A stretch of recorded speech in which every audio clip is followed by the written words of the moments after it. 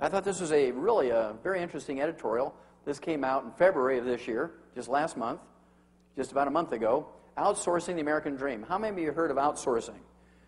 Okay, good, that's half of you. Outsourcing means that they're sending American jobs to other countries. I'll give you an example.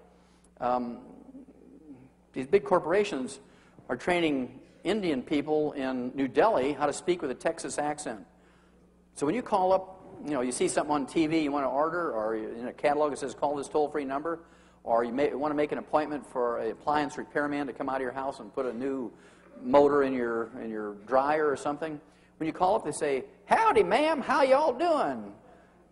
Because they've taught these guys in Pakistan and India how to speak with a Texas accent. How can we hip you? It only rings 3 times, and they pick it up in New Delhi, India, and they take this order.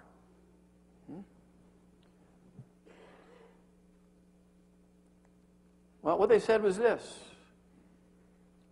By the time 2006 comes, between 35 and 45% of current full-time IT jobs, which are these information technology jobs, will be sent overseas.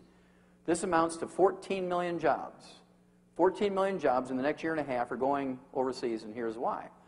While telephone operators in the United States earn an average of $12.50 an hour plus their health care benefits, in India, they earn less than $1 and no health care benefits.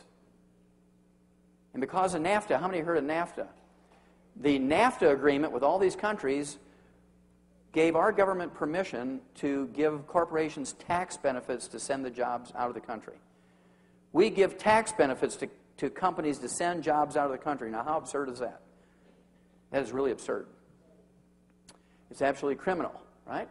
It says payroll clerks in Asian nations take home less than $2 an hour and no health benefits, and their counterparts in this country averages $15.17 an hour with health benefits. So as health benefits climb and companies don't want to pay them anymore, they start outsourcing the jobs to countries that don't have health benefits. And what happens to the people who are here left in the United States? Well, they still have to pay for their health care.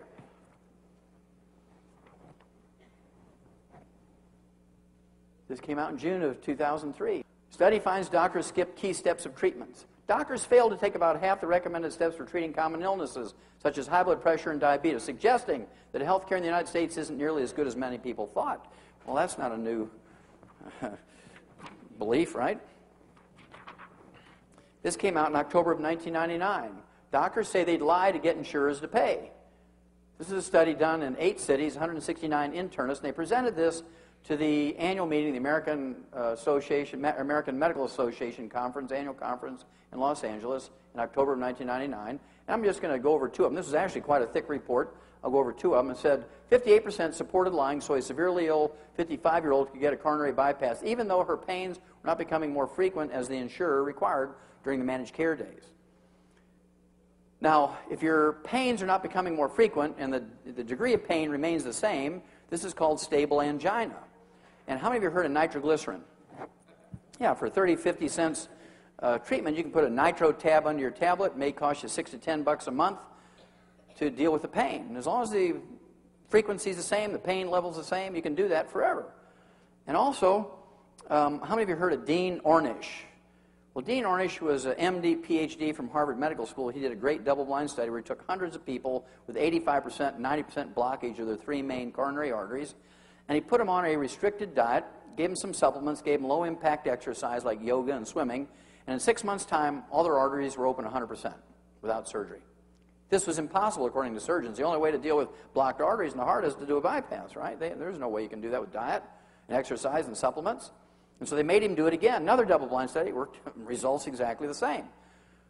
Well, what a doctor should say today when somebody comes to them with angina, stable angina, say, look, let's get on a Dean Ornish program. It's actually going to cut your food bill in half, save a little money here. We're going to get you on a little nutritional program, supplement program, do some yoga. You can do that for free at home. Well, here's a $10 tape. You can learn how to do these yoga exercises. You come back in 6 months, and if you're improved, we'll just keep doing the same thing. If it gets worse, then we'll consider the surgery. But there's no doctors who do that. Doctors kind of lie a little bit, but they want you, well, worse than that, they want God to believe that they're lying on behalf of Mabel or Ruth or Roy.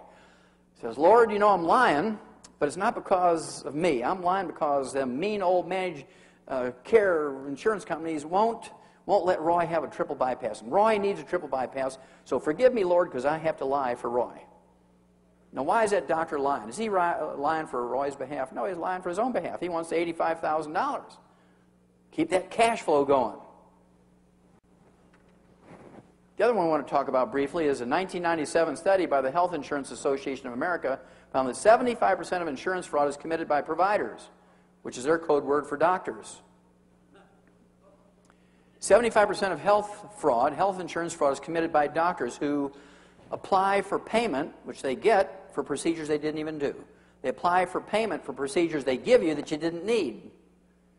They're the only profession or trade in America or the world where they don't have to go to a bank when they need extra money. They just send in a couple of claims to the insurance company pays them. There's not a single doctor ever goes to jail for that. Insurance companies write that off as the cost of doing business. Now, who pays for that? Each and every one of us, as these premiums go up, as more and more doctors are doing these things.